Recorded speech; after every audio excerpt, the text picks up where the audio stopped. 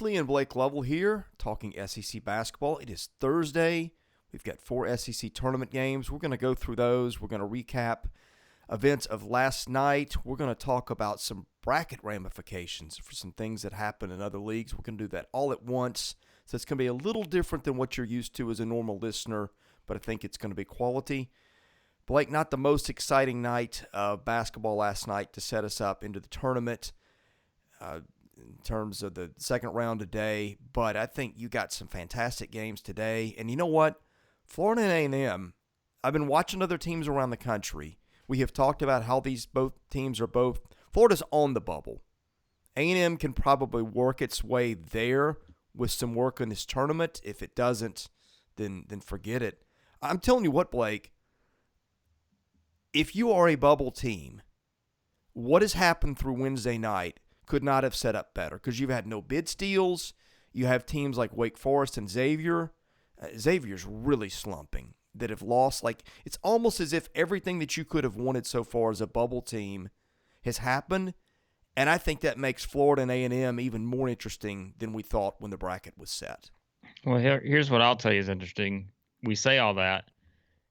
I'm looking at multiple brackets, and those two have actually moved down since yesterday in terms of where they are situated. Now, again, there could be a variety of reasons for that. But, for example, like on Bracket Matrix, I'm looking here, and as we always say, guys, I'm not saying every bracket on Bracket Matrix is the state of the art bracketology, but like Florida is still 1, 2, 3, 4, 5, 6, the 7th team out. I'm looking at Lenardi's bracket, which, as we talked about, take your pick on who you want to look at here. Florida actually did not move a notch, and he updated his bracket at midnight. And Florida and A&M are still the 7th and 8th team out to him. Wake Forest moved down into one of the last 4 in, but they're still in. I'm looking at some of the teams that are still ahead of them. VCU, Indiana, looks like Dayton's still part of that group. Now, again, ahead of them, not as though they're in the tournament, but the teams that are out of the tournament. Virginia Tech. I don't think Virginia's ahead of Florida. That's just my opinion. No. But that's just what looking at the resumes, which that was one of the teams I looked at the other day, I don't think Virginia's ahead of Florida. But Virginia Tech's close. But I do find it interesting, right? I mean, well, Tech is there because of the computer numbers. Tech has not done anything of significance. It's beaten Miami, Notre Dame, and Virginia, all are borderline tournament teams. Virginia's not in. I guess let me make my point better. Some teams that Florida might compete with if Florida wins a game or two have now sealed their fate. Wake Forest season's done. Xavier's done. Now, Oklahoma's a team that's probably moved up a little bit just by winning that last game because OU's Albatross was at 6-11 conference record, which is now 7-11, which is the same as Iowa State, which is in. So Oklahoma is a team that, is probably benefited by some movement around it in addition to that last win. But yeah, I mean, Wyoming has not finished the season well. Wyoming's still got some ball to play. I guess the point I'm trying to make is there were some teams that had a chance to seal the deal and more or less eliminate Florida from the discussion that have left the door open.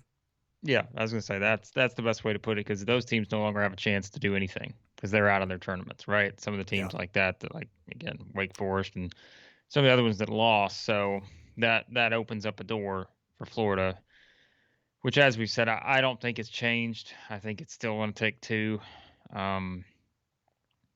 Two is a lot now. Let me interject here. They weren't just losses. They were bad losses. Right, Like losing to Boston College was a bad loss.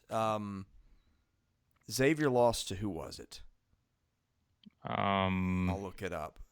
Yeah, it all runs together for me. Yeah. Anyway, I mean, it's Butler with bad loss, sub 500 team. That's the point. I'm like, these teams really, it's not just getting eliminated from the tournament. It's like really damaging yourself. Xavier's lost 13 games now, which is one more than Florida's lost. Strength of schedule, Xavier's a little better. Xavier's also bagged some big wins. Connecticut, Ohio State, Marquette, swept Creighton.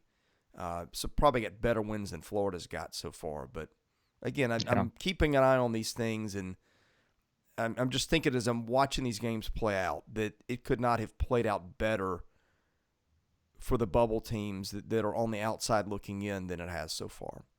Yeah, I'm with you. I think it's interesting because again, it's it's fascinating to think about. If the ACC gets 5 teams in, the majority of those teams, 3 of those teams, are probably going to be like right Eight there seeds at or the below, like. I mean, no, 10 seeds nine or seeds or below. below. Yeah. I think it's going to be 10 seeds or below. Yeah, and that's what I think is very interesting. So, yeah, I mean, it's. I don't think a lot has changed, but like you said, what has changed is the door is open a little bit further, but it still comes down to Florida and A&M having to take care of business. So it's a play. Today's a play-in game to get to the play-in game. Right. That's kind of what it feels like. If you're well, let me tell you, if you're scoreboard watching today outside the league, you want Boston College to beat Miami. Miami's a little further up in the pecking order, but a loss. I mean, they're 22-9. Not a lot of great wins outside of win at Duke. Played well on the road. That's Miami's biggest strength. But the predictive computers don't like Miami. So if that is a factor, then that could hurt Miami.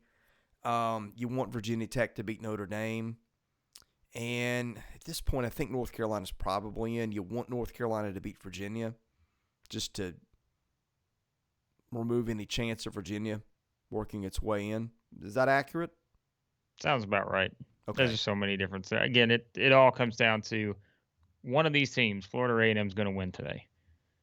Then I think is probably when the bigger discussion happens because Yeah.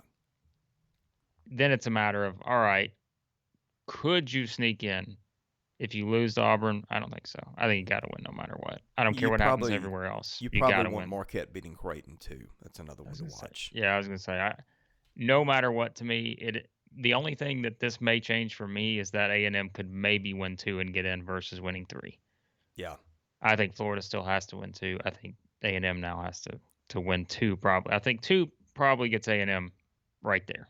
Yeah, a But couple more to root for. I think you want Michigan to beat Indiana today. Yeah, that's about it. I mean, in terms of the big conferences. yeah, So I'm not going to spend too much longer on that. But anyway, let's talk A&M Florida. I mean, this is gonna be the early game, so Yeah. spoiler alert, we're not gonna spend a lot of time on this one because, again, as we said, virtue of the scheduling and everything, it's just this one will go out. Our video will go up about an hour before this game starts. So we picked Florida in our initial bracket. I think I haven't changed my stance on that. I looked a little bit more at the matchup last night, and I just think this is one of those that really is a Colin Castleton type game to me. And um, two teams that force turnovers. I think that's the interesting part because we've said that about a lot of teams in the SEC this year. Yeah. There's a lot of teams that force turnovers, and A&M, as we said, has been one of the best in the country at that all season. So that is something to keep in mind here. But I think Florida has the guard group to be able to handle that. And maybe I'm wrong about that because I think we looked back at it. What was it in the first matchup? Florida turned it over 14 times. It's not a ton. Um, so I just I think I'm leaning Florida here, even though as well as A&M has played recently. I think I'm going to lean Florida, and like I said, maybe that's just because you're thinking of the matchup again between Castleton and Kessler. But I just like the way I feel like A&M plays a type of style that I mean, look, the last game was 56-55. I think that's kind of what you get here from these two teams. Like I think this game probably winds up in the 60s, just with how these two play, and neither a great shooting team. We talked about that this year.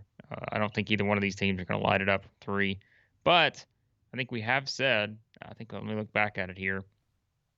For Florida, they were they were awful against Kentucky. But really prior to that, I mean, they had a couple games there where they had shot the ball pretty well from outside. So I think that's one. If Florida can get something from the perimeter, I just think Castleton will be the difference maker here, and so I'll stay with the Gators based on our initial bracket. It really never occurred to me until we were doing this, but Florida's guards have played a lot of college basketball. Myron Jones, Appleby, Flanders Fleming. I mean, you wonder if this is the stage where that's going to really pop for them. You would Quentin hope Jackson's so. played a lot If of you're basketball too, but yeah, Yeah, say if you're a Florida fan, you would hope so because I mean this is it. Like we're not trying to over dramatize it here, but like this is it. Like this is your season right here. This game. If you lose this game, boy, there's a lot of questions that we're going to be talking about for Florida basketball over the next several days. And again, we'll get into those should we need to, but I think this is huge. So we'll see how Florida responds, but I think I'm going to pick them to win this one. Missouri advances to play LSU after beating Ole Miss last night. Any takeaways from that one? I mean, hey, We called it, we said, listen, I which told wasn't it a was hard one of call. those things where we said we talked about okay, third time you played a team, beat them three times or too hard to beat them three times. I pointed out the stat, and I think a lot of people probably just forgot because it's the one thing is again that second game against Ole Miss was deceiving for Missouri because they only won by 6, but they were up 20 in the second half, and they blew them out the first time. And I just thought again, it's just one of those matchups you feel like, and we're about to flip it because I thought Ole Miss seemingly is a bad matchup for Missouri. Now let's flip that because I think This Missouri is an awful matchup for is it's just Missouri. Is this is LSU? not a great matchup for Missouri. Yeah, against LSU, which we said that before we previewed that game on February 26th. It's the same thing we said then. So I think that's what it comes down to is I just don't love this as a matchup for Missouri. I thought the Ole Miss one. Missouri shot the ball well, and that's how they're going to be able to win. I mean, they shot 64% from two. They shot 54% in the game. They gotta I think that's going to be hard to do against LSU. Yeah. And so I think that's the issue I see there. But they had good balance. That was the kind of Missouri team that we saw making improvement. Like I mean, I put it out like they had what 6 players that scored between 9 and 16 points. Yeah, Ronnie If they DeGray would have, played really well for them last yeah, night. if they would have gotten that balance all year long, um, man, like a couple wins here or there in those close games. I mean, it's much different. So that gives you a little confidence. I think this will be a better game than the one we saw last time, of course, where LSU won by 20 in Baton Rouge there a couple weeks ago. But I just still think that LSU is the kind of team that can do things that Ole Miss could not do, and I think the defense will be the big factor here. And so this could be a turnover game because we've talked about it with these two teams. These two teams have had tendency to turn the ball over, but I'm not gonna pick against LSU because I don't love the matchup for Missouri, but I do think there's always value in the team that just really played a pretty good game the night before, coming in with that confidence, having that momentum. So I think it'll be a better game, but I can't pick against LSU. Mississippi State, South Carolina. Um, no implications on this game alone. I mean, again, if State makes a run, pulls a couple upsets, it's a different conversation. But the result doesn't move the needle for either program, other than keeping them alive to perhaps steal a bid. I think this is going to be a very interesting matchup, though. It will be interesting. I May don't not be know pretty, how. but Yeah, I was gonna say I don't. This one to me doesn't feel like a pretty game, but it will be interesting. Um, I'm also not going to change my pick on this one. I think, and it just it goes along with what you know we've said here. And I will say this, we did another Twitter space last night, and again, hundreds of folks in there. That was a lot of fun. Someone did ask about Mississippi State and said, and it was a really good point. He's like, what was the toll do you think it takes on a team because of the scheduling? Now remember, they had to play the makeup game against Missouri. And so they played 4 games in 7 days in that stretch, where they play Alabama, Missouri back to back, then play South Carolina, all in a span of a week. And he's like, what kind of toll do you think that could take on a team? And even though we're a couple weeks removed from that, but I do think it's kind of a good point where I think it's not a long term toll, but like that short term, just the nature of having to play all those games, and that's what I said was The issue with that is, you win your two easiest games of that group, but if you're trying to get in the tournament, it don't do anything for you. If you beat Missouri twice, it doesn't do anything for you. And so then you go on the road and just we talked about it. That South Carolina game, right? Like that's the one where was game 4 in 7 days, and they just looked like Mississippi State just looked awful. Like they didn't play well at all. And so that's the game where they went 0 14 from 3. So it's like I think that's something you have to keep in mind going into this game. And I'm going to pick Mississippi State. I think it's just one of those where look, they have the talent, they have the potential. It's just can they put it all together? And even with South Carolina playing its best basketball, I still feel like I don't know what to expect here. So two teams that are very unpredictable, which means you could have a variety of outcomes in this game. But I'm gonna pick Mississippi State, but man, it's hard to ignore the fact that they have just been downright bad away from Starkville at times. And so that would be the only thing that would worry me a little bit about this one. But I'll pick them. Okay, that moves us to the last game of the night. Vanderbilt, by virtue of beating Georgia, will play 6-seeded Alabama. Again, we noted that these teams played before in Nashville. It was very close. But let's start here. Boy, Georgia really brought it last night. Yeah, the whole thing we talked about with rallying for a coach, Ooh. that was the exact opposite.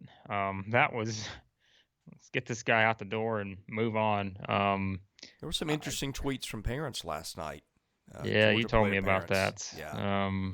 Yeah, it's. Would I be surprised if by the time we finish this video, there's an announcement? No.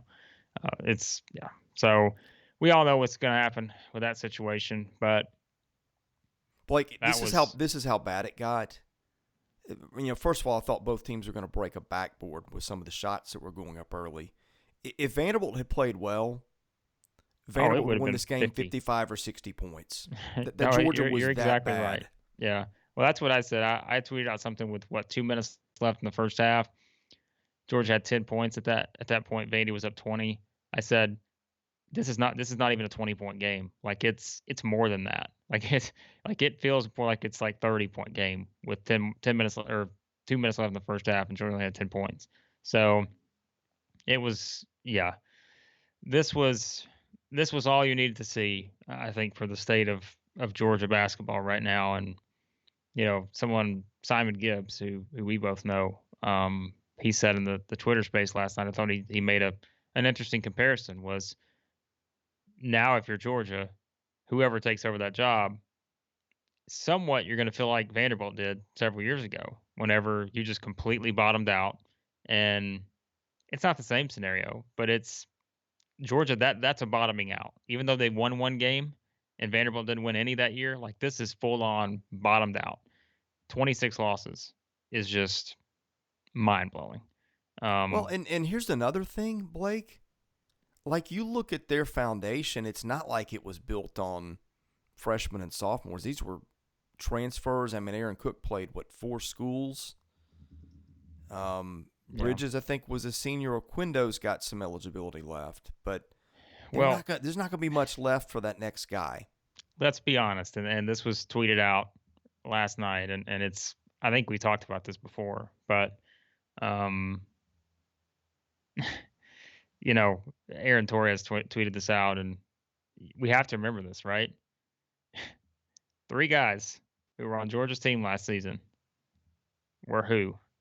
Severe Wheeler, Kentucky, who has a chance to win a national championship, and he's a reason why. Katie Johnson at Auburn, who has a chance to win a national championship, and he could be a reason why. Justin Kier at Arizona, who has a chance to win a national championship. He could be a reason why. I mean, it's just like you think about it. It's you got to find a way to keep those kind of players, right? But I mean, that's what we talk about when we say how different could this thing be? If you keep 2 of those 3, how different the things look this season, and how different is this conversation?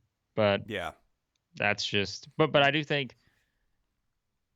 We'll talk more about this because let me just say this: if the firing is made official today, we are going to come back with another video, and it'll be kind of a short and sweet video, and I'll once again tell you why I think Georgia should hire Dennis Gates. So just you already know that's coming. So I feel like there are more people out there that are starting to get on board with this because I'm starting to see more popping up. So someone's listened to us, Chris. Someone's apparently listening and like, you know what? That's a great idea. Let me hire Dennis Gates. We'll talk more about Georgia. Let's talk about Vanderbilt, Alabama, because I think the issue now is Vanderbilt wins that game by 35. Yeah, But it's Scottie like Pippen sits for the last 15 I minutes? was gonna say, it's like I don't even know how you take anything away from that going into this game. Is yes, like you would initially think, okay, well we got all the confidence in the world, we won by 35. But I think just with how bad that game was, Mm-hmm. I don't even know if I'm Vanderbilt that there's a whole lot to take away except for one thing. You're rested. You're rested and you've had guys that have been injured. You got Rodney Chapman back. Yes. And I think that's the difference. He did not play in that game against Alabama. So I think that is something to really look at here, because the difference in that game was when Alabama's guards were just kind of able to quickly change the course of that game during, I don't remember when it was. It was somewhere in that middle of the second half point or somewhere like that. But I think now that you have Chapman, I think it makes it a lot more interesting. Okay, here's a couple things quickly. Chapman only played 10 minutes last night. Robbins only played 13. Malora Brown, who's their other post, played 19, which means they weren't even playing a true post part of the night. Like that was best case scenario for Chapman. Yeah. Because Stackhouse said he was gonna limit him, right? No matter what. He keeps aggravating that hamstring or whatever it was, and that's just a ticking time bomb unless it's 100% well. Best case scenario. That was like you could not have asked for a better setup to only have to play him 10 minutes last night. So, boy, I think this is going to be a great game. I really do. That's the 5. Hold on, actually, look. Hey, guess what we can do now? We can actually pull up the lines that are actually out. We might have to do a little. How long has it been since we could do that? Let's look at the line here. All right, let me see if I can find it. Are we looking at our partners Action 24/7? We're gonna try to find it on Action 24/7. here. While you're looking it up. Yeah, you do something there. Why I look it up? Oh, I don't have the read in front of me. Do some juggling. Well, we have. Let's just do it in plain English. We have a partnership with our friends at Action 24/7. You deposit money, you get free money. This is why you read these. Oh, the first deposit though match up to $800. $800. Yes, that's what I thought. Use the code South14. South14. Here we go. Let's run through this real quick, and we'll get back to Vanderbilt, Alabama. Florida, 2.5 point favorite over A&M. Yeah, I would stay away. I would take Florida minus 2.5. I think I would. All right, let's go to the next one here. Florida's in Blake's trust tree. Maybe I'm just rooting for Castleton versus Kessler. I don't know. This is amazing how this has flipped in 12 months. Yeah, it is, isn't it? LSU is 11.5 point favorite over Missouri. Take the Tigers. Yeah, which one? I'd take them both. There you go. According to Chris. Chris's betting advice is take the Tigers. You can't lose if you take the Tigers. That is I think I like LSU. I'd probably stay away from that one. I don't love that 11.5. All right. What's the next one I'm looking for? South Carolina, Mississippi State, which is I don't see the line for that one yet. Well, maybe I was wrong because I don't see the line for this game. Anyways, we'll find it here. Just give me 1 second. Everyone continue to listen. All right, there it is. Mississippi State. Oh, my. Mississippi State minus 4.5. Wow. Ooh. I would take South Carolina plus 4.5 on that. I think it'll be a close game, but I think Mississippi State wins. So, but I think 4.5. I'd probably go South Carolina. And then Vanderbilt, Alabama. See, this is why we can't do this day of a lot, but this is why it's more fun. Alabama minus 5.5. Ooh, I think I'd take Vandy. Let me tell you, Vandy might win this game outright. They could. I'm with you. I think they could absolutely win this game outright. And So, yeah, this is going to be a good game. Now, I having said really that, believe I that. don't feel great about any of these outright other than LSU. I mean, I could give you a Yeah, scenario for 3 of the 4 yeah, games right. where either team wins. LSU's the one where I just can't. Yeah, I'm with you on that. I think that's what I would say. So if we're look for Vanderbilt and Alabama, we always say, and we try to have analysis for Alabama, but it's just knowing at any time they could just go off. They can go off at any time, unlike most teams, and so I think that just makes it so hard. I think this will be a close game. Um, Man, I think this will be good. Like it's those late night games, as we always say. Well, not last night's game, but this game I think has the potential to be really really good.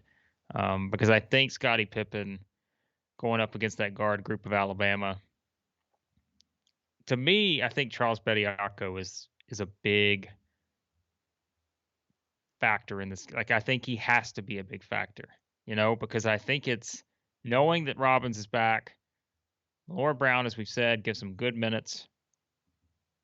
I think he's got to play well to me. Um, so I mean that Gurley's going to get his minutes, but those two guys, they've been up and down. So I think that's man, I tell you, I think this is an interesting one. Vanderbilt, by the way, what have we always brought up the stat this year? 23rd in the country, 3-point field goal defense. So if they can guard on the perimeter, they got Chapman back. I think I'm with you. I'm taking Vanderbilt plus 5.5. I'm gonna, man, I'm gonna pick Here's Alabama. another thing, Blake. Um, what's been another problem for Alabama? Yeah, turnovers. Vanderbilt 36th in the country at Yep, forcing. Oh no, by the way, Chapman's back, who is right. the He's best very good at defensive that. guard they've got. Fueled Dayton's defense. What was it? Dayton. Let's see. The Last team that year. won, it was 30-2 or whatever. It was going to go be a 1 seed, and then COVID struck that Yeah, team. I was gonna say he was. That.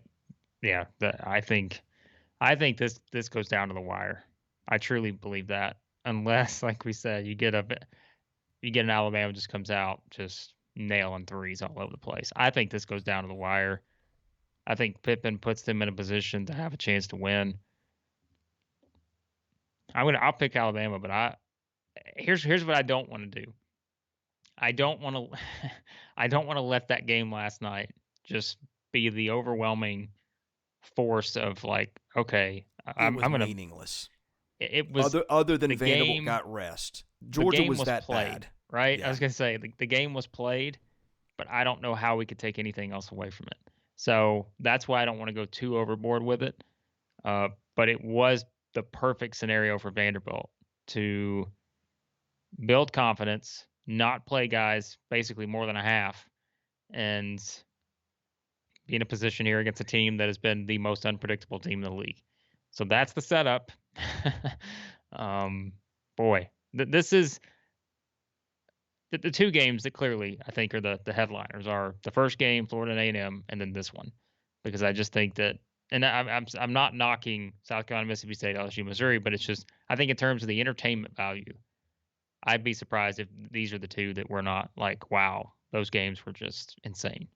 I think we're going to have the best SEC After Dark slate the next 2 Yeah, nights we've had in this event in a while. Because I think yeah, this one tonight will be a dandy, and I think if Alabama loses and it's Vandy, Kentucky, then I don't know how that's going to go because Vandy's going to be a little more tired. yeah, Those are the games where like you see a team play a good half and then the second half it just drops off a cliff and yeah, the shots are front rimming and that kind of thing. But I think if it's Alabama, Kentucky at that point would be tremendous. yeah. So Any matchups we get, I think, are going to be very, very interesting. So did we miss anything? I feel like there was something. I guess we're waiting on the coaching stuff, which we'll do a separate video on. yeah, that's what you can expect if there are any coaching changes that happen today or it doesn't matter. Like anytime this week, we will plan to immediately do a video on those, just to get some initial thoughts, which, like we said, we've already shared some on Georgia, but if it's made official, we will do another video on that. So keep that in mind. Live stream schedules, we're still working through. We will have a live stream on Sunday for Selection Sunday. We can tell you that. It's just we're figuring out when that's going to be. Yeah, we can't decide. We thought about doing a live stream after the 2 this morning and another one tonight, but the timing for folks may be bad if they're at work. And I don't know. Tournaments are tough to cover when you're doing this because you just, by the time you get something out, it's almost dated. I think we'll try to figure something out. Yeah. And we'll let people know on Twitter and on YouTube. Yeah, we will figure that out. But what we are, so you can already have that set. Selection Sunday, we will have a live stream. So we'll get to the details on all that. But so yeah, here we go. We sleep in May. One more thing. We've got a partnership with our friends at Stakes now. Be sure and download that app. We're putting some questions in there related to the SEC. And they're like us. They're a startup. They're just getting going. Really good people. And let me tell you about them. You can wager on sports. You can win NFTs. You don't risk any money. Sounds too good to be true, but it's not. What happens? You join. They give you a sign-up bonus. You get 100 digital coins. It's the wagering app that's casual, social, made for all sports fans. Whether it's by yourself or friends, experience the thrill of sports betting without needing to worry about losing your hard-earned money. Sign up, use our code Southeastern14, join the thousands of sports fans playing with Stakes. Go in, it's a really cool app. You can create your own questions, your own prop bets. We did a couple things yesterday, and we're going to be doing some stuff throughout this tournament and the next one. So help us out, help out our buddies at Stakes, and I think you'll really enjoy that. Steak. Steak is a common theme. Steak. And of course, our partners at Action 24/7 too. We'll put the promo code in the liner. Steak. Can Steak get on? Can we get like an Omaha Steaks partnership or something? Oh, yeah. Can we get Steak on that? Steak, I know you're watching this. Timestamp this in the comments as you usually do. I would like your reaction. Can you please get us a deal with Omaha Steaks? I hear them on all these podcasts I'm listening to. Why do we not have Omaha Steaks? I'm just curious. Could be an all-steak show. Southeastern Steak. That was the name I proposed for our business. Why am I hungry? There you go. All right. We'll be back with more. Thanks for watching. Visit our partners, and we'll see you soon.